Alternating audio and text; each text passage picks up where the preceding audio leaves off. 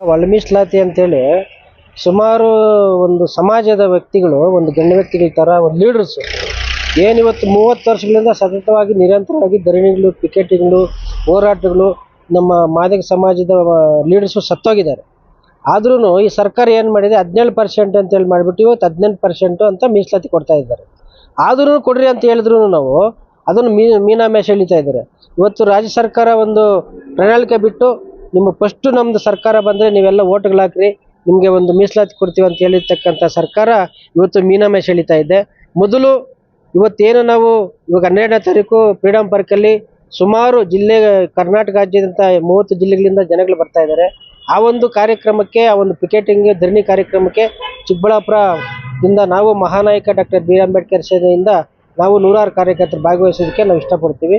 ಈ ಒಂದು ಏನಿವತ್ತು ರಾಜ್ಯ ಸರ್ಕಾರ ಮೀನಾಮೇಷ ಎಳಿತಾ ಇದೆ, ಅದ್ರ ವಿರುದ್ಧ ಶ್ರೀದೇಳಕ್ಕೆ 12ನೇ ತಾರೀಕು ನಾವೆಲ್ಲ ರೆಡಿ ಇದೀವಿ ಅಂತೇಳಿ ಈ ಸಂದರ್ಭದಲ್ಲಿ ಬರ್ತೀವಿ. ಸರ್, ಏನು ಒಂದು ಹೋರಾಟ ಮಾಡಲಿಲ್ಲ, ಮತ್ತೆ ಒಂದು ಮನವಿ ಪತ್ರ ಕೊಡಲಿಲ್ಲ, ಇಮಿಡಿಯೇಟ್ ಆಗಿ ಹೋಗಿ ಪ್ರಭಾವಿಗಳ ಒಂದು ಪ್ರಭಾವ ಮೇರೆದ್ಬಿಟ್ಟು ಬ್ರಾಹ್ಮಣರಿಗೆ 10% ಕೇಂದ್ರ ಸರ್ಕಾರ ಮೀಸಲಾತಿ ಘೋಷಣೆ ಮಾಡಿದೆ. ಅದೇ ಪ್ರಕಾರವಾಗಿ ಒಳ ಮೀಸಲಾತಿಗೆ ಯಾಕೆ ಈ ತರದ ಒಂದು ಕಿಕ್ಕಾಟ, ಹಗ್ಗ ಜಗ್ಗಾಟ ಮಾಡ್ತಾ ಇದೆ?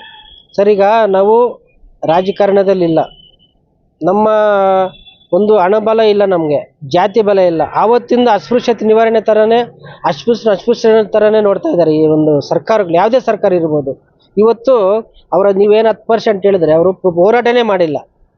ಅವರಿಗೆ ಒಂದು ಜಾತಿ ಬಲ ಇದೆ, ಹಣಬಲ ಇದೆ ಅಂತ ಹೇಳಿಬಿಟ್ಟು ಏನಿವತ್ತು ಸರ್ಕಾರಗಳು ಇಮಿಡಿಯೇಟ್ಲಿ ಅವರಿಗೆ 10% ಕೊಟ್ಟು ಮೀಸಲಾತಿ ಅವ್ರನ್ನ ಇದು ಮಾಡಿದ್ದಾರೆ.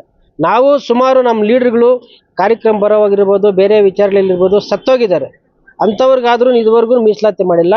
ಇವತ್ತು ಏನು ಹೈಕೋರ್ಟ್, ಸುಪ್ರೀಂ ಕೋರ್ಟ್ ಬಂದಾಗ ಅದನ್ನು ನೆಪ ಇಟ್ಕೊಂಡು ಬರೀ ನಮ್ಮ ಒಂದು ತುಟಿಗಳಿಗೆ ಮೊಸರು ಬೇವರೋ ಥರ ಮಾಡ್ತಾ ಇದ್ದಾರೆ. ಅದ್ರ ವಿರುದ್ಧ ನಾವು ಸಿಡಿದೆ ಹೇಳಕ್ಕೆ ಇಷ್ಟಪಡ್ತೀವಿ. ಅಲ್ಲ, ಬಹುಸಂಖ್ಯಾತರಾಗಿರ್ತಕ್ಕಂಥ ಏನು OBC ಮತ್ತೆ SC STಗಳ ಒಂದು ಒಗ್ಗಟ್ಟನ್ನ ಒಡೆಯೋದಕ್ಕೆ ಇಂಥ ಒಳ ಮೀಸಲಾತಿ ಒಂದು ಪ್ರಕರಣಗಳು ಜಾಸ್ತಿ ಬರ್ತಾ ಇದೆಯಾ?